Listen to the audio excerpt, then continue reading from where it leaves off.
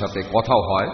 আপনাদের এই অনুষ্ঠানে উপস্থিত থাকতে পেরেছি, আমি সেই জন্য সবাইকে হাত জোর করে নমস্কার জানাচ্ছি। আমি এখানে আপনার কাছে শুধু একটা ব্যাপারেই জানতে চাইব। হিন্দু দর্শনে একটা কথা আছে, বাসুভেই বা কুটুম্বাকাম। বাসুভেই বা কুটুম্বাকাম, পুরো পৃথিবী আমার আত্মীয়, পরিবার। হিন্দু দর্শনে আমরা এমনটাই দেখি। আর সর্বে ভবন্তু সুখিনা সর্বে ভবন্তু নিরাময়া। সবাই সুখে থাকুক, সবাই আনন্দে থাকুক, সবাই ভালোভাবে জীবিকা উপার্জন করুক, সবাই ভালো থাকুক। হিন্দু দর্শন থেকে আমরা এমনটাই জানতে পারি। আমার ধারণা আপনাদের ইসলাম ধর্মের দর্শনে এরকম কোনো কথা আছে। আর এই কথাগুলো আপনারা মানুষের মাঝে প্রচারও করে থাকেন। তবে অত্যন্ত আশ্চর্যের সাথে আমি দেখছি, আর আপনাকেও এই কথাটা বলছি, এই ব্যাপারে আপনারা পবিত্র কোরআনের কথাগুলোর অর্থ ঠিকভাবে পৃথিবীর সামনে তুলে ধরতে পারেননি। এখন কোরআনের এই কথাগুলো আর আপনাদের কথা মানুষ তো তাহলে ভুল বুঝবে। এখন আপনি দেখবেন যে পুরো পৃথিবী জুড়েই যেভাবে সবগুলো মিডিয়ায় কোরআন আর ইসলাম সম্পর্কে যেসব খারাপ খবর শোনা যায়, এগুলো আগে তেমনটা শোনা যেত না। যেমন ধরেন কট্টরপন্থী, চরমপন্থী, আতঙ্কবাদী, এটা সব জায়গায়।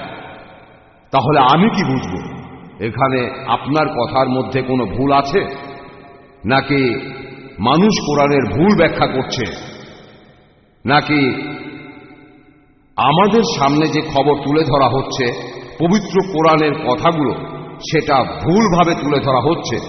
ইসলাম তো সবসময় শান্তির কথা বলে, কিন্তু এখন পৃথিবীর সামনে ইসলামের ইমেজ খুব খারাপ। ধন্যবাদ। ভাই, সুন্দর আর ইম্পর্টেন্ট প্রশ্ন করেছেন। আপনি বললেন যে হিন্দু দর্শনে আপনারা মানেন যে পুরো পৃথিবীর মানুষ পরিবারের মতো। এই পরিবারের সবাই সুখী শান্তিতে বসবাস করবে, আয় করবে, আনন্দ করবে, উপভোগ করবে। এটাই উনার প্রশ্ন। ইসলামেও কি এরকম কিছু আছে? উনি বললেন যে ইসলামেও একই রকম কথা আছে। তারপর উনি আমাকে প্রশ্নটা করলেন যে এই কোরআনের কথা সব মানুষের কাছে পৌঁছানো উচিত। এখন মুসলিমরা তারা কি পবিত্র কোরআনের ভুল ব্যাখ্যা করছে, নাকি মানুষজনই পবিত্র কোরআনের কথাকে ভুল বুঝছে? এখন আমরা দেখি যে মুসলিমদের সবাই বলছে সন্ত্রাসী, বলছে মৌলবাদী, চরমপন্থী। এখানে আসলে সমস্যাটা কোথায়? আপনার প্রথম প্রশ্নের ব্যাপারে আমি একমত যে হিন্দু ধর্ম এই কথা বলছে যে পুরো পৃথিবী একটা পরিবার, সবাই একসঙ্গে আনন্দে থাকবো, উপভোগ করব। ইসলাম এরকমই কথা বলছে, শুধু শেষেরটা আলাদা। আল্লাহ পবিত্র কোরআনে সূরা হুজুরাতের 13 নম্বর আয়াতে উল্লেখ করেছেন, ইয়া আইয়ুহান নাসু ইন্না খালাকনাকুম মিন যাকরিন ওয়া উনসা ওয়া জাআলনাকুম শুউবান ওয়া কাবাইলা লিতারাফু ইন্না আকরামাকুম ইনদাল্লাহি আতকাকুম ইন্নাল্লাহা আলিমুন খাবীর। হে মানুষ জাতি, আমি তোমাদের সৃষ্টি করেছি এক পুরুষ ও এক নারী হতে, পরে তোমাদেরকে বিভক্ত করেছি বিভিন্ন জাতি আর গোত্রে, যাতে তোমরা অন্যের সাথে পরিচিত হতে পারো। এজন্য না যে একে অন্যকে ঘৃণা করবে। তাহলে কোরআন বলছে যে পৃথিবীর সব মানুষ, তাদের সব পূর্বপুরুষ, তাদের সবার আর আমাদের সবার পূর্বপুরুষ একটা যুগল, আদম হাওয়া। আল্লাহ তাদের শান্তিতে রাখুন। পরে আল্লাহ আমাদের ভাগ করেছেন বিভিন্ন জাতি আর গোত্রে, রং আলাদা, ভাষা আলাদা, যাতে অন্যের সাথে পরিচিত হতে পারি।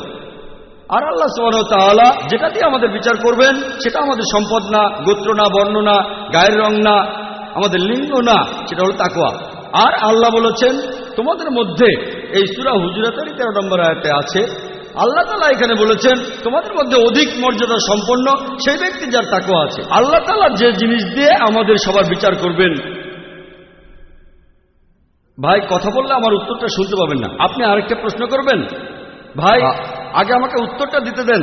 আপনি এখন আপনার প্রশ্নটা নিয়ে আরেকজনের সঙ্গে কথা বলছেন, এটা আমার পেশা। ভাই, আপনি আমাকে প্রশ্ন করেছেন, আমি এখনো শেষ করিনি, সবে শুরু করেছি।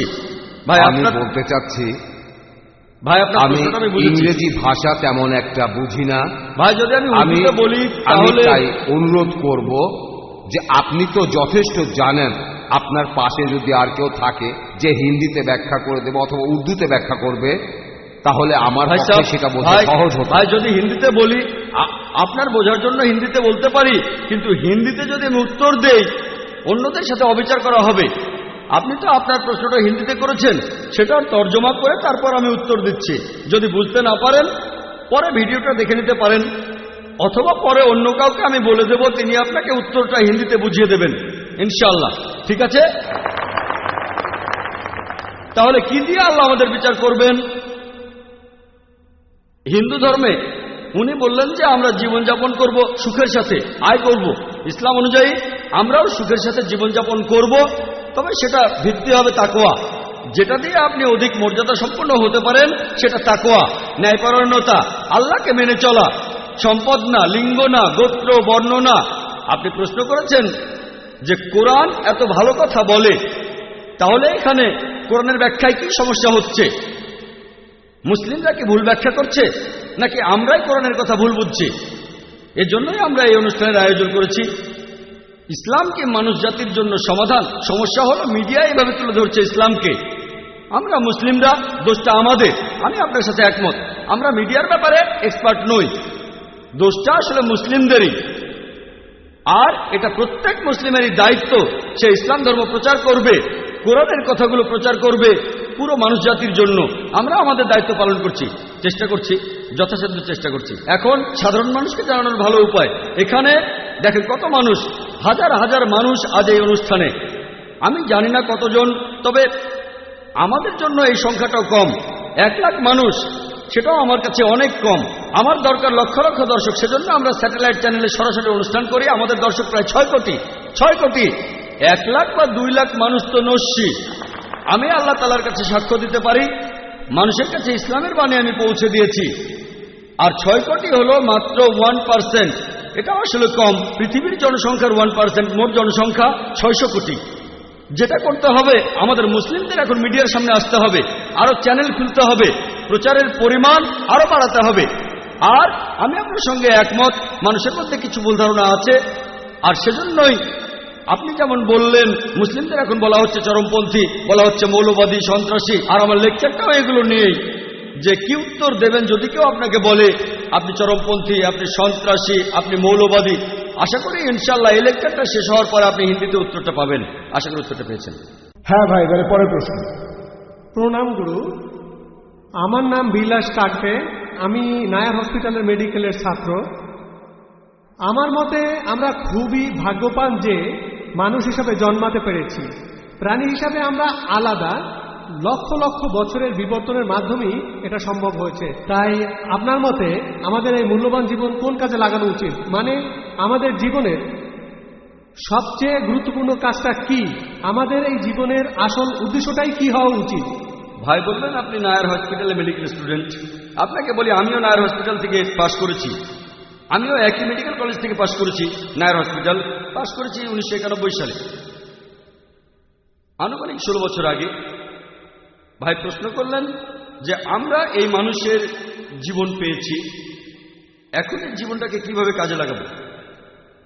আল্লাহ পবিত্র কোরআনে বলেছেন, সূরা জারিয়াতের 56 নম্বর আয়াতে উল্লেখ করা হয়েছে, ওমা খালাকতুল জিন্না ওয়াল ইনসা ইল্লা লিয়াবুদুন। আমি সৃষ্টি করেছি জিন এবং মানুষকে শুধু আমার ইবাদতের জন্য। ইবাদত মানে তাকে মেনে চলা।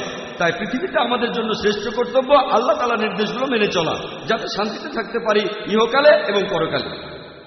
মানুষ জাতির যিনি স্রষ্টা, তিনি প্রশ্নটা সঠিক উত্তর দিতে পারবেন। পবিত্র কোরআনের সূরা মুলকের 2 নম্বর আয়াতে উল্লেখ করা হয়েছে, আল্লাহ জি খালাকাল মাউতা ওয়াল হায়াতা। আল্লাহ তাআলাই সৃষ্টি করেছেন মৃত্যু এবং জীবন, পরীক্ষা করার জন্য তোমাদের মধ্যে কর্মে কে উত্তম। পৃথিবীতে আমাদের এই জীবন, এটা পরকালের জন্য পরীক্ষা। আমরা সবাই পরীক্ষা দিচ্ছি। আর আপনি যদি আল্লাহ তাআলার আদেশগুলো মানেন আর তার কথা মতো যদি জীবনযাপন করেন আর শান্তি বজায় রাখেন, আল্লাহর কাছে নিজের ইচ্ছাকে সমর্পণ করে, তাহলে আপনি ইহকালেও সফল হবেন, পরকালেও সফল হবেন। আশা করি উত্তরটা পেয়েছেন। হ্যাঁ, কিন্তু আমরা যারা তরুণ, আমাদের কোন কাজটা করা উচিত? আচ্ছা, আপনারা কি করবেন? আপনারা এই কোরআন পড়বেন, পবিত্র কোরআন পড়েন, কোরআনের কথাগুলো নিজের জীবনে প্রয়োগ করেন। যদি আপনারা বেদ পড়েন, দেখবেন বেদেও বলছে এক ঈশ্বরের কথা, মূর্তি পূজা চলবে না। পবিত্র বেদ বলছে ভবিষ্যতে একজন ঋষি আসবেন, ভবিষ্যতে কল্কি অবতার আসবেন, সবাইকে ভালো জিনিস দেখাবেন। এই কল্কি অবতার হলেন মুহাম্মদ সাল্লাল্লাহু আলাইহি সাল্লাম।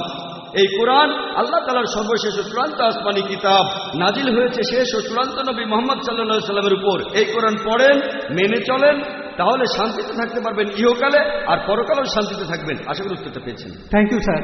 হ্যাঁ বল। আমার নাম আরতি, আমি একজন অমুসলিম। আপনার কাছে আমার প্রশ্নটা হলো, তার আগে আমি আপনাকে এই জ্ঞানগর্ভ লেকচারের জন্য ধন্যবাদ জানাচ্ছি। আমি আজকে ইসলাম ধর্ম সম্পর্কে অনেক কিছু জেনেছি। আপনার লেকচারে শুনেছি, আমি যতখানি বুঝেছি যে ইসলাম এমন একটা ধর্ম যেটা বিশ্বাস করে শান্তি, সাম্যবাদ এবং বিজ্ঞানসম্মত যুক্তিবাদী চিন্তায়। এমনটা যদি হয়ে থাকে, তাহলে ইসলাম কিভাবে আল্লাহর ধারণায় বিশ্বাস করে, অথবা ইসলাম কিভাবে বেহেশত বা দোজখে বিশ্বাস করে, যদি সেটা যুক্তিবাদী হয়? বোন, আপনি প্রশ্ন করলেন, বললেন এটা জেনে আপনার ভালো লেগেছে যে ইসলাম একটি শান্তির ধর্ম, আর ইসলাম একটা বিজ্ঞানসম্মত ধর্ম, যৌক্তিক ধর্ম। তারপর বললেন যদি ইসলাম যৌক্তিক ধর্ম হয়ে থাকে, তাহলে ধর্মটা কিভাবে বিশ্বাস করে ঈশ্বরে, কিভাবে বিশ্বাস করে বেহেশত আর দোজখে। বোন, ঈশ্বরের অস্তিত্ব প্রমাণ করতে পারবেন বিজ্ঞানের মাধ্যমেই। যদি কোনো নাস্তিককে প্রমাণ দেখাতে চাই, যদি কোরআনের সত্যতা প্রমাণ করতে চাই, তাহলে বিজ্ঞানের সাহায্য নেব। বর্তমানে এটাই সবচেয়ে শ্রেষ্ঠ উপায়। আগেকার দিনে এটা ছিল অলৌকিক কাজ, তারপর আসলো সাহিত্য আর কবিতার যুগ। প্রত্যেক যুগেই কোরআন হলো অলৌকিকেরও অলৌকিক, কোরআন সবসময়ের জন্য অলৌকিক। এই কারণে বলছি, আমার কথা শুনলে বুঝবেন আমি প্রমাণ করেছি। আর যে মানুষটা বিজ্ঞানের কথা বিশ্বাস করে, যদি সে নিরপেক্ষ হয়, তাহলে মানতে বাধ্য হবে যে কোরআন হলো আল্লাহর বাণী। যদি সে বিজ্ঞানে বিশ্বাস না করে, যদি নিরপেক্ষ না হয়, যদি বুঝতে না চায়, তাহলে সম্ভাবনা বেশি যে সে পবিত্র কোরআন বিশ্বাস করবে না। সেজন্য আমি বলেছি যে আজকে বিজ্ঞান ঈশ্বরকে বাতিল করছে না, ঈশ্বরের কিছু ধারণাকে বাতিল করছে। আপনি যদি বিজ্ঞানের কথা বলেন, ঈশ্বরের কথা যদি বলেন, বেশিরভাগ বিজ্ঞানী ঈশ্বরের অস্তিত্বে বিশ্বাস করে। এখন আগেকার দিনে ফ্রান্সিস বেকনের কথা অনুযায়ী তিনি বলেছেন যে বিজ্ঞান সম্পর্কে অল্প জ্ঞান থাকলে আপনি হবেন নাস্তিক, তবে বিজ্ঞান সম্পর্কে অনেক জানলে আপনি ঈশ্বরে বিশ্বাস করবেন। এরপরে বেহেশত আর দোজখ নিয়ে আপনার প্রশ্নের উত্তর দেই।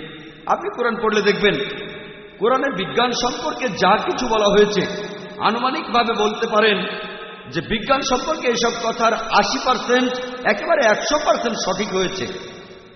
বিশ্বজগৎ কিভাবে সৃষ্টি হলো, পৃথিবীর আকার কেমন, চাঁদের আলোর কথা, তারপর সূর্য তার নিজের চারপাশে ঘুরে, পানিচক্র, ভূগোল, বোটানি ইত্যাদি। বিজ্ঞান সম্পর্কে কোরআনের এসব কথার 80% একেবারে 100% সঠিক প্রমাণিত হয়েছে। কোরআনের বাকি 20% সেটা এখনো প্রমাণিত হয়নি, সঠিকও না ভুলও না। আমার যুক্তি বলে যখন 80% একেবারে পুরোপুরি সঠিক, আর বাকি 20% সঠিকও না ভুলও না, এই 20%-এর 0.1%ও ভুল বলে প্রমাণিত হয়নি। আমার যুক্তি বলে যে ইনশাআল্লাহ আল্লাহর ইচ্ছায় বাকি 20% সঠিক হবে। তাহলে বেহেশত আর দোজখ, ফেরেশতা, জিন, বিজ্ঞান এখনো অতটা উন্নত হয়নি। বিজ্ঞান হয়তো এতটুকু উন্নত হয়েছে যে কোরআনের 80% বৈজ্ঞানিক কথাগুলো যাচাই করে দেখতে পারবে। আগামীকাল হয়তো 50 বছর পরে, 100 বছর পরে, 200 বছর পরে বিজ্ঞান তখন বেহেশত নিয়ে কথা বলবে, দোজখ নিয়ে কথা বলবে, জিন নিয়ে কথা বলবে। আমার বিচার বুদ্ধি বলে এটা কোনো অযৌক্তিক বিশ্বাস না, বিশ্বাসটা যুক্তিসঙ্গত। যখন 80% পুরোপুরি সঠিক বলে প্রমাণিত, বাকি 20%-এর 0.1%ও ভুল বলে প্রমাণিত হয়নি। কোনো বিজ্ঞানী বলতে পারবে না, বিজ্ঞান দিয়ে প্রমাণ করতে পারবে না দোজখ বলে কিছু নেই। বিজ্ঞান দিয়ে এটাও প্রমাণ করতে পারবে না যে বেহেশত বলে কিছু নেই। শুধু বলতে পারবে আমি জানি না, এটা থাকতেও পারে নাও থাকতে পারে, প্রমাণিত হয়নি। আমার যুক্তি বলে এই 20% এখনো ভুল বা সত্য প্রমাণিত হয়নি, বাকি 80% পুরোপুরি সঠিক। একজন বিজ্ঞান মানুষ হিসেবে, একজন যুক্তিবাদী মানুষ হিসেবে আমি বলবো যে ইনশাআল্লাহ আল্লাহর ইচ্ছায় বাকি 20% সঠিক হবে। সেজন্য আমি বিশ্বাস করি দোজখে, বিশ্বাস করি বেহেশতে, এছাড়াও আমি ফেরেশতা আর জিন বিশ্বাস করি। আশা করি উত্তরটা পেয়েছেন। আমার কিছু ব্যাপার পরিষ্কার করা প্রয়োজন, কিছু ব্যাপারে জানা দরকার। এই প্রশ্নটার সাথে প্রাসঙ্গিক। হ্যাঁ স্যার, আপনি এখন বললেন যে বিজ্ঞান ও আল্লাহর ধারণায় বিশ্বাস করে, ইসলামও সেটাই বিশ্বাস করে।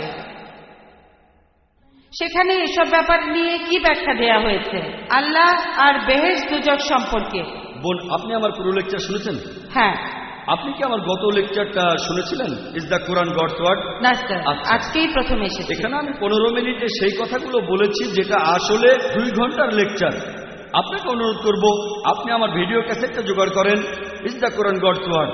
সেখানে প্রমাণ করেছি যে কোরআন আল্লাহর বাণী। নাস্তিকের সামনে ঈশ্বরের অস্তিত্ব সেখানে প্রমাণ করেছি। সেই কথাগুলো এখানে সংক্ষেপে বলেছি আমি। সেখানে আমি প্রমাণ করেছি যে ঈশ্বরের অস্তিত্ব আছে। যদি স্রষ্টা বলে কেউ না থাকতো তাহলে কোরআন কে লিখেছে? 1400 বছর আগে এই কোরআন কে লিখেছে? এই কোরআন, এই প্রশ্নটা আমারও, যে এই কোরআন কে লিখেছেন? কে লিখেছে? আমাদের স্রষ্টা লিখেছেন, ঈশ্বর লিখেছেন। মানুষ এটা লিখতে পারবে না। সরি, এই কথাটা ব্যাখ্যা করে বলেন। এই ব্যাখ্যাটা আমি 2 ঘন্টা ধরে দিয়েছি। আপনি ভিডিও ক্যাসেটটা দেখেন। আর 95 সালে এই টপিকের উপরে বোম্বেতে লেকচার দিয়েছিলাম। আমি ভলেন্টিয়ারদের অনুরোধ করব, মহিলা ভলেন্টিয়ারদের, ওনাকে ওই ক্যাসেটটাও দেবেন যেখানে বোম্বেতে 95 সালে আমি এই লেকচারটা দিয়েছিলাম।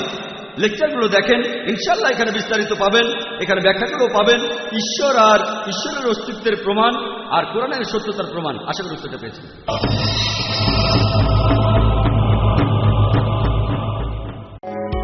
বাবা, ইউ আর রিয়েলি গ্রেট। তোমার সিদ্ধান্তই সঠিক। সন্তানকে আইআইইউসি ঢাকা ক্যাম্পাসে ভর্তি করে আমি নিশ্চিন্ত। আপনার সোনামণির জন্য মাল্টিমিডিয়া পিসির আরও উপহার, সহজ কোরআন শিক্ষা, মাতৃভাষায় কোরআন শিক্ষা, সহজ উপায়ে নামাজ শিখি, সহজ উপায়ে পড়তে শিখি, আনন্দের মাঝে পড়া শিখি, ছোট্ট মনিদের ইংরেজি শিক্ষা ও আকর্ষণীয় ডাবিংকৃত কার্টুন অনাথ শিশু সিম্বার গল্প।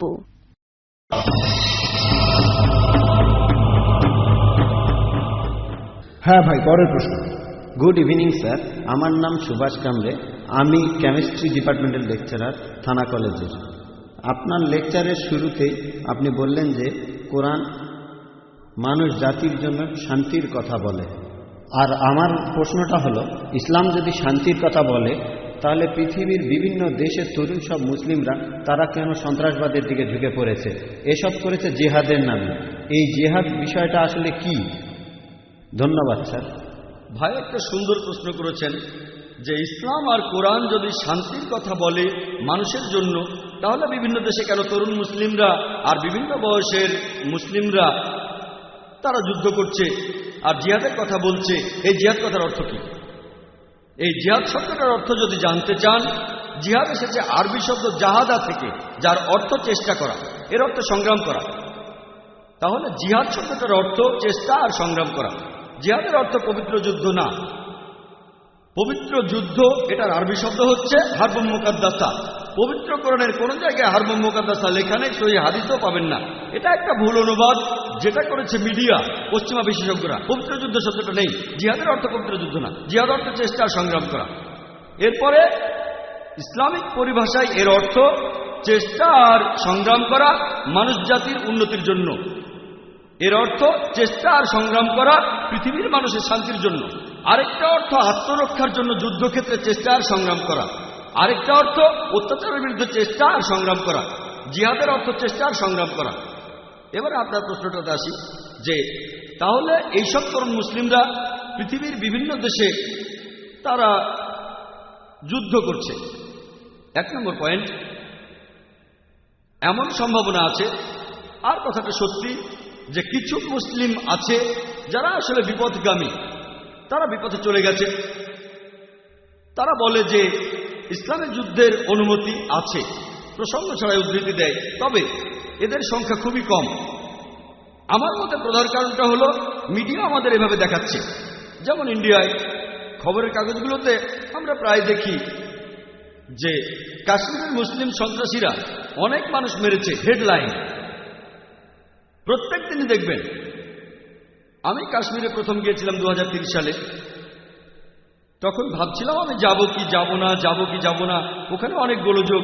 প্রথমবারের মতো কাশ্মীরে 14 বছর পরে কাশ্মীরের সরকার কোনো পাবলিক লেকচারের অনুমতি দিল।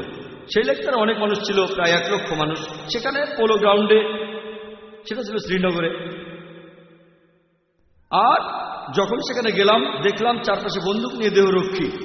ভাবলাম এটা আবার কি, তবে সেখানে কোনো সমস্যা হয়নি। পরের বছরে আসামে গেলাম। যখন এয়ারপোর্টে নামলাম বন্দুক হাতে 4 দেহরক্ষী আসলো। বললাম এটা আবার কি?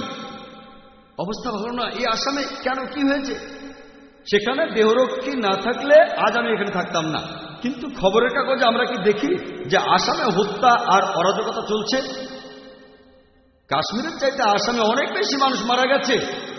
এলটিটি এর ব্যাপারে কে বলে? এলটিটি চেনেন? তামিল, তাদের বলা হয় তামিল টাইগার্স, হিন্দু সন্ত্রাসী বলা হয় না কেন?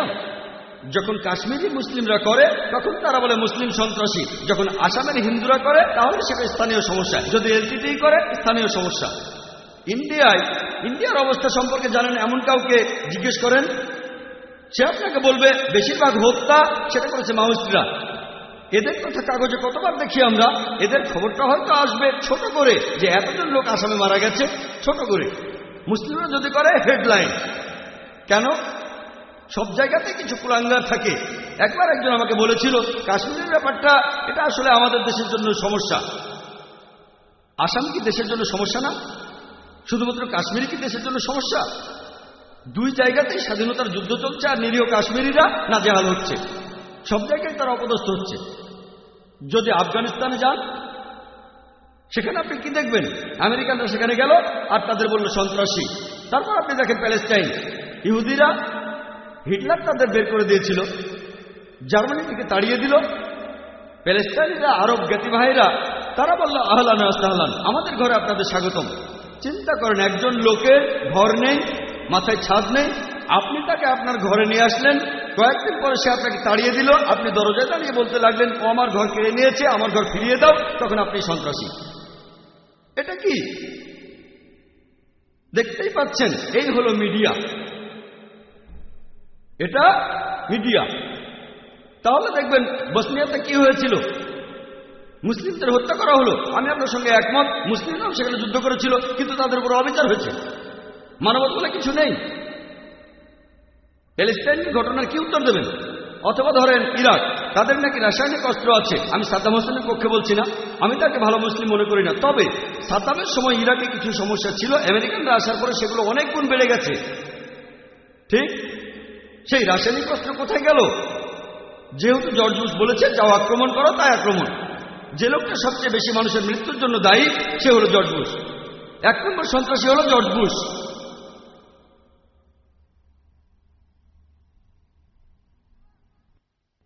তাহলে আসল ব্যাপারটা হচ্ছে এটা মিডিয়ার খেলা। মুসলিমদের অপদস্থ করা হচ্ছে, অত্যাচার করা হচ্ছে, তাদেরকে বলছেন সন্ত্রাসী। আমি সেজন্য বলছি মুসলিমদের মধ্যেও কিছু কুলাঙ্গার আছে, তবে কুলাঙ্গারের সংখ্যা অনেক কম। এরা সংখ্যায় কম, পুরোটাই মিডিয়ার কারসাজি। আয়ারের নাম শুনেছেন? আইরিশ রিপাবলিকান আর্মি, ইংল্যান্ডে। এটা আসলে ক্যাথলিক আর প্রটেস্ট্যান্টদের ভেতরে লড়াই। তাদের কেউ ক্যাথলিক সন্ত্রাসী বলে না। কেন? 100 বছরেরও বেশি। তবে ইংল্যান্ডের প্রধানমন্ত্রী টনি ব্লেয়ার মুসলিম সন্ত্রাসীদেরকে বেশি ভয় পাচ্ছেন। আয়ারে নিয়ে অত চিন্তা নেই, যারা এখন পর্যন্ত অনেক মানুষ মেরেছে, অনেক বোমা ফাটিয়েছে। কিন্তু এরা দরজা বন্ধ করে মিটিং করে যে কিভাবে মুসলিম সন্ত্রাসীদের থামাবো। ব্যাপারটা খুবই কমন। কোনো পলিটিশিয়ান ভোটের দরকার হলেই নতুন প্রধানমন্ত্রী আসলেন আর তখনই ঘটল গ্লাসগো বোম্বিং। সাবিল আহমেদকে চেনেন? সাবিল আহমেদের নাম শুনেছেন? খুব ভালো, আমি নাম শুনেছি, কখনো দেখিনি। ইন্ডিয়ার পেপারে এসেছিল। এই সাবিল আহমেদ কে? সাবিল আহমেদ হলো ডক্টর জাকির নায়েকের ভক্ত, আর ব্যাঙ্গালোরে ডক্টর জাকিরের লেকচারের অর্গানাইজার ছিল। পুরো আর্টিকেলটাই সন্ত্রাসের উপর। তারপরে সাবিল আহমেদের নাম, তারপরে জাকির নায়েকের কথা। কেন? কারণ জাকির নায়েক জনপ্রিয়, আর্টিকেলের গুরুত্ব বেড়ে যাবে। তারপর সেখানে লেখা আছে যদিও ডক্টর জাকির নায়েক পুরোপুরিভাবে সন্ত্রাসের বিরুদ্ধে, এই আর্টিকেলে আমার নামটা জুড়ে দিল। আপনারা কি লাল মসজিদের ঘটনা জানেন? পাকিস্তানে সেখানে জাকির নায়েকের সিডি পাওয়া গেছে। তাহলে তো খুশি হবেন। যখন ইন্ডিয়ান প্রেস বলছে ডক্টর জাকির নায়েক সন্ত্রাসের বিরুদ্ধে, তাহলে তো খুশি হবেন যে সাবিল আহমেদের কাছে আমার সিডি আছে, লাল মসজিদে আমার সিডি আছে। আমি যদি সন্ত্রাসের বিরুদ্ধে থাকি তাহলে এটাও ভাবেন যে হাজার হাজার মুসলিম সন্ত্রাসী কাজ করছে, তারা যেহেতু আমার ভক্ত, তারা এগুলো বাদ দেবে। যদি তালিবান ওয়েবসাইটে যান, ডক্টর জাকির নায়েকের নাম সেখানেও আছে। হয়তো দেখবেন আল কায়েদা ওয়েবসাইটেও আমার নাম দেওয়া আছে। কেউ অসুস্থ হলে তো ডাক্তার কাছে যাবে, ঠিক? এটা বলতে পারবেন না শুধু অসুস্থরাই হাসপাতালে যায়, অসুস্থ হলে তো হাসপাতালে যাবেই। যদি ধরে নেন এরা সবাই সন্ত্রাসী, আমার লেকচার শোনে, ইন্ডিয়ার সরকার তো খুশি হবে। ডক্টর জাকির নায়েক সন্ত্রাসের বিরুদ্ধে কথা বলে, তাদের খুশি হওয়া উচিত যে এই লোকগুলো আমার কথা শুনছে। আমি হয়তো সবাইকে বোঝাতে পারবো না, তবে কিছু লোককে তো বোঝাতে পারছি। কিন্তু সেই আর্টিকেলে আমার নামটা লেখে গুরুত্ব পাওয়ার জন্য। আসলে ব্যাপারটা কি, যদি ইসলামের বিরুদ্ধে লেখেন আপনার আর্টিকেলটা, তাহলে চোখে পড়ার সম্ভাবনা বেশি। এটা খুবই কমন। খুশবন্ত সিংয়েরও একই অবস্থা। খুশবন্ত সিংকে চেনেন? এখন তার বয়স 94। তিনি আমার বিরুদ্ধে বিভিন্ন আর্টিকেল লিখেছেন। কয়েক সপ্তাহ আগে এই নভেম্বরে আমার বিরুদ্ধে লিখেছিলেন। তিনি বলেছেন, প্রথম আর্টিকেলে তিনি লিখেছেন যে আমি ডক্টর জাকির নায়েকের প্রোগ্রাম প্রতিদিন মনোযোগ দিয়ে দেখি। তিনি আমার প্রশংসা করলেন, আমার স্মরণশক্তির কথা বললেন, তারপরে তার নিজের স্টাইলে সমালোচনা করলেন। এরপর আর্টিকেলটা লিখলেন যে দিল্লিতে একটা বইমেলা হয়েছিল, সবচেয়ে বেশি বিক্রি হয়েছে ডক্টর জাকির নায়েকের বই, যেখানে অমুসলিমদের করা 20টা কমন প্রশ্নের উত্তর দেয়া আছে। ও এই লোকের স্মরণশক্তি অসাধারণ, ইত্যাদি ইত্যাদি। তবে আমি তার 4টা প্রশ্নের উত্তর দেব। তারপরে বললেন শূকরের মাংস, অ্যালকোহল, বহুবিবাহ আর পর্দা নিয়ে হিজাব। সেই আর্টিকেলটা পড়ে দেখেন। এখানে বিস্তারিত বলার মতো সময় নেই। শূকরের ব্যাপারে বলেছি এটা নির্লজ্জ প্রাণী, 70টার বেশি রোগ ছড়ায়, আর শূকর হলো যথেচ্ছ যৌনাচারের একটা প্রতীক। আমি বলেছিলাম শূকরের মাংস খেলে আপনার ব্যবহার শূকরের মতো হবে। এই শূকরের মাংস হচ্ছে যথেচ্ছ যৌনাচারের একটা প্রতীক। তিনি বললেন আমি এটা জানতাম না। তারপর বললেন যে পশ্চিমা দেশগুলোতে সবাই শূকরের মাংস খায়, সেখানে তো কাউকে অসুস্থ হতে দেখি না। দেখেন, ডাক্তাররা আমাদের বলে পতিতালয়ে গেলে এইডস হতে পারে, তবে পতিতালয়ে যারা যায় তাদের সবার এইডস হয় না। পার্সেন্টেজটা খুবই কম, খুব কম মানুষেরই সেটা হয়। একইভাবে শূকরের মাংস যারা খায় তাদের সবার এই রোগগুলো হয় না। তবে এখন আমেরিকানদের অর্ধেকেরও বেশি মানুষ হাইপার টেনশনে ভুগছে। এর একটা কারণ শূকরের মাংস খাওয়া। তারপর অ্যালকোহল নিয়ে বলেছেন, ডক্টর জাকির নায়েক বলেছেন অ্যালকোহল খেয়ে এই রোগগুলো হতে পারে। তিনি বললেন যে কোরআন অ্যালকোহলের বিরুদ্ধে না, কোরআন আসলে মাতাল হওয়ার বিরুদ্ধে। এখন তিনি কোরআনের ব্যাখ্যা করছেন। এই হলো মিডিয়া। তিনি লিখলেন আমার বয়স এখন 94 বছর। আমার জীবনে প্রত্যেক দিনই আমি মদ খেয়েছি। আমি কখনোই মাতাল হইনি, কখনো অসুস্থও হইনি, আর আমি কখনোই কোনো মানুষকে আহত করিনি।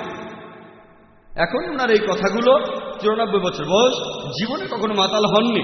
আমি এমন অনেকের কথা জানি যারা আমাকে বলেছে যে মদ খেয়ে অনেকবারই আমরা মাতাল হয়েছি, জীবনে কখনো অসুস্থ হননি। হয়তো ভুলে গেছেন 94 বছর বয়স, কখনো কাউকে আহত করেননি, আহত করেছেন আমাকে। তাহলে বুঝতে পারছেন, আপনি যদি ইসলামের বিরুদ্ধে আর্টিকেল লেখেন, বিখ্যাত কারো বিরুদ্ধে লেখেন, আর্টিকেলটা গুরুত্ব পাবে, লোকজন খবরটা পড়বে। একইভাবে এটাও দেখেন, পৃথিবী জুড়ে মুসলিমদের ইমেজ হলো তারা সন্ত্রাসী। কেউ কেউ হয়তো স্বাধীনতা যুদ্ধ করছে। চিন্তা করেন, যদি আপনাকে বলি ব্রিটিশ সরকার বলেছে ভগৎ সিং সন্ত্রাসী, ভগৎ সিং কি সন্ত্রাসী? সন্ত্রাসী নাকি সন্ত্রাসী না? Yes sir. ভগৎ সিং কি সন্ত্রাসী ছিলেন? কাজটা সন্ত্রাসীর মতো ছিল। কিন্তু আপনার মতে কি সন্ত্রাসী? আমার মতেও তিনি সন্ত্রাসী ছিলেন না। যেহেতু ব্রিটিশ সরকার বলেছে ভগৎ সিং একজন সন্ত্রাসী, তার মানে এই না যে সে কথাটা আমাদের মেনে নিতে হবে। আমাদেরকে বুঝতে হবে যে এটা আসলে মিডিয়ার একটা কারসাজি। সেজন্য আজকের লেকচারের টপিকটা সেরকম ছিল, যেন শান্তিতে থাকতে পারি। আশা করি উত্তরটা পেয়েছি। ধন্যবাদ স্যার।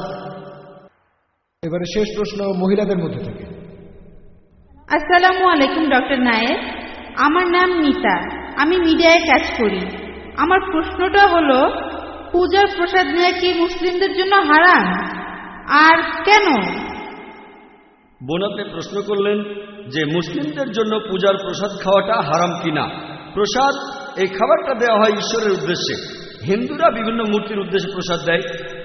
পবিত্র কোরআনে মোট 4 জায়গায় উল্লেখ করা হয়েছে। সূরা বাকারার 173 নম্বর আয়াতে উল্লেখ করা হয়েছে, সূরা মাইদা 3 নম্বর আয়াতে উল্লেখ আছে, সূরা আনামের 145 নম্বর আয়াতে উল্লেখ করা হয়েছে, এছাড়াও সূরা নাহলের 115 নম্বর আয়াতে উল্লেখ করা হয়েছে হুররিমাত আলাইকুম মাইতাতু ওয়াদ-দামু ওয়া লামুল খিনজির ওয়া মা উহিল্লা লিগাইরিল্লাহ বিহি, তোমাদের জন্য হারাম করা হয়েছে মৃত জন্তু, রক্ত, শূকরের মাংস খাওয়া, আর যে পশু জবাই করার সময় আল্লাহ ব্যতীত অন্য কারো নাম নেওয়া হয়েছে। তাহলে যে পশু জবাইকালে আল্লাহ ছাড়া অন্য কারো নাম নেওয়া হয় সেটা আমাদের জন্য হারাম। আর এই কারণেই পূজার প্রসাদ নিয়ে খাওয়া এটা হারাম ইসলামে। আপনি বেদেও দেখবেন বেদের কথা বলছে, কারণ বেদ পরিষ্কারভাবেই বলেছে নাদাস্তি প্রতিমা আস্তি, মহান স্রষ্টার কোনো প্রতিমূর্তি নেই, তার কোনো ছবি নেই, তার কোনো মূর্তি নেই, কোনো ভাস্কর্য নেই, কোনো ফটোগ্রাফ নেই, কোনো পেইন্টিং নেই। তাহলে বেদ অনুযায়ী ঈশ্বরকে খাবার নিবেদন করা নিষিদ্ধ। তাহলে দেখছেন যে বেদও এর বিরুদ্ধে কথা বলছে, এটা ভুল। মূর্তির উদ্দেশ্যে খাবার দেওয়াটা ভুল। একইভাবে যেহেতু কোরআন নিষেধ করেছে, মুসলিমদের নিষেধ করেছে খাওয়া যাবে না, নেওয়া যাবে না, এটা ভুল বোন। আশা করি উত্তরটা পেয়েছেন। স্যার, আরেকটা ব্যাপার, আমি একজন শিখ, মাঝে মধ্যেই গুরুদুয়ারায় যাই। গুরুদুয়ারাতে কোনো মূর্তি নেই, মূর্তি পূজা হয় না। গুরুদুয়ারাতেও প্রসাদ বিলানো হয়, এটাকে বলে কানা প্রসাদ। এই প্রসাদও খাওয়া যাবে না, এরকম করার কারণটা কি? সুন্দর প্রশ্ন। এই প্রসাদ তো কোনো মূর্তির উদ্দেশ্যে না। হ্যাঁ ঠিক বোন, আমি আপনাদের গুরু গ্রন্থের একজন ছাত্র। আর দেখবেন যে শিখদের কথা অনুযায়ী ধর্মগ্রন্থ, প্রথমে আদি গ্রন্থ, গুরু গ্রন্থ, এখানে ঈশ্বরের একাত্মবাদ নিয়ে বলা হয়েছে। সেখানে বলা আছে যে মহান স্রষ্টার কোনো মূর্তি নেই, ছবি নেই। মহান স্রষ্টাকে সেখানে বিভিন্ন নামে ডাকা হয়েছে, রাহিম, কারিম, আল্লাহ, অনেক নামে।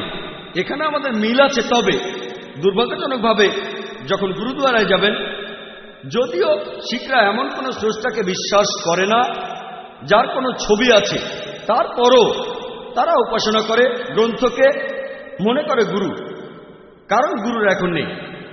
আর সেখানে যে প্রসাদ দিচ্ছেন সেটা পরোক্ষভাবে একই জিনিস। শিখ ধর্মগ্রন্থ বলছে মূর্তি পূজা করা নিষেধ, এখানে তারা পরোক্ষভাবে খাবারগুলো স্রষ্টাকে দিচ্ছে। আর এমনকি গুরু গ্রন্থ বলছে স্রষ্টার খাওয়ার প্রয়োজন হয় না। তাহলে আপনারা স্রষ্টার সামনে কেন খাবার দিচ্ছেন? পবিত্র কোরআনে সূরা আনামের 14 নম্বর আয়াতে বলা হয়েছে আল্লাহ সবাইকে খাওয়ান, কিন্তু তার খাওয়ার প্রয়োজন হয় না। তাহলে স্রষ্টাকে খাবারগুলো কেন দিচ্ছেন? কেন দিচ্ছেন তাকে? তাহলে বোন, আপনারা আদি গ্রন্থ মেনে চলছেন না, আপনারা গুরু গ্রন্থ মেনেও চলছেন না। মহান স্রষ্টার কোনো খাবারের প্রয়োজন হয় না, তিনি কোনো খাবার ছাড়াই টিকে থাকবেন, তিনি সবাইকে খাবার যোগান দেন। আশা করি উত্তরটা পেয়েছেন। ওয়া আখিরু দাওয়ানা আলহামদুলিল্লাহি রাব্বিল আলামিন। আমি দর্শকদের আরো কিছুক্ষণ ধৈর্য ধরে থাকতে বলবো, কারণ স্টেজে আসছেন আমন্ত্রিত অতিথিরা যারা এসেছেন আমেরিকা, কানাডা, আরো বিভিন্ন দেশ থেকে। আমরা সবাই তাদের একটু এক নজর দেখতে চাই। তাই আমি অতিথিদের অনুরোধ করব, Yasir Fazaga, Sheikh Jafar Idris, দয়া করে আপনারা স্টেজে উঠে আসুন। দর্শক শ্রোতারা আপনাদের দেখবেন। এইসব বিখ্যাত বক্তারা পৃথিবীর বিভিন্ন দেশ থেকে এসেছেন। তারা ডক্টর জাকির নায়েকের চেয়ে অনেক বিখ্যাত। এই কয়দিন তারা এখানেই ছিলেন, অনেক দর্শকে হয়তো তাদের তখন দেখেননি। তাই বক্তাদের অনুরোধ করছি, আমি দর্শকদের অনুরোধ করব একটু ধৈর্য ধরে বসেন। আমরা এখনই অনুষ্ঠান শেষ করব। স্টেজে আসছেন doctor Bilal Philips, Yasir Fazaga, Sheikh Jafar Idris Sudan থেকে, doctor Osman Siddiq Al Qari Saudi Arab থেকে, কারি শেহেরজাদ, এবং ডক্টর মামদু মোহাম্মদ। ভাই ও বোনেরা, আসুন মুম্বাইয়ের পক্ষ থেকে আমরা এই বিখ্যাত বক্তাদের অভিনন্দন জানাই। আল্লাহু আকবার।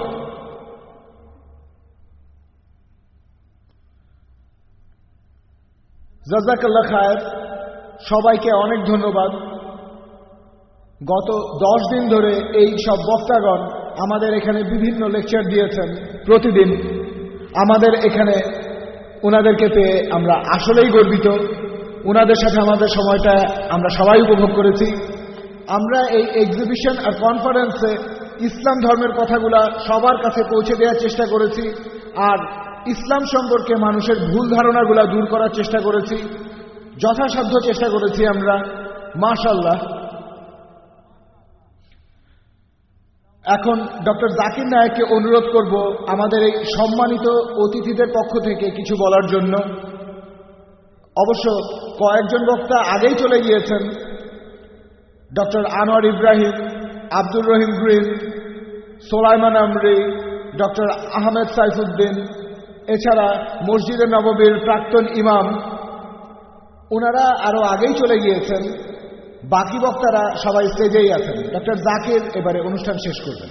প্রথমেই আমি আল্লাহ তাআলাকে ধন্যবাদ জানাই যে আমরা এই 10 দিনের ইসলামিক কনফারেন্সটা সফলভাবে শেষ করতে পেরেছি। আল্লাহ সাহায্য করেছেন বলে এটা সম্ভব হয়েছে।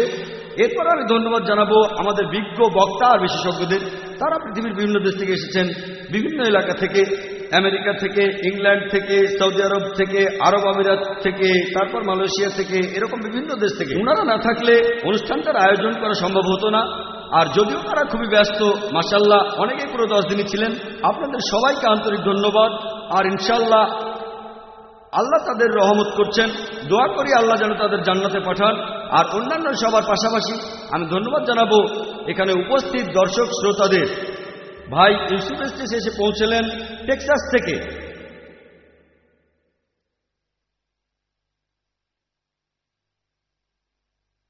এছাড়াও বোম্বের মানুষদের ধন্যবাদ জানাই, ইন্ডিয়ার মানুষদের ধন্যবাদ যারা আজকের এই অনুষ্ঠানে এসেছেন, ধৈর্য ধরে লেকচার শুনলেন, শান্তির ধর্মের কথা শুনলেন।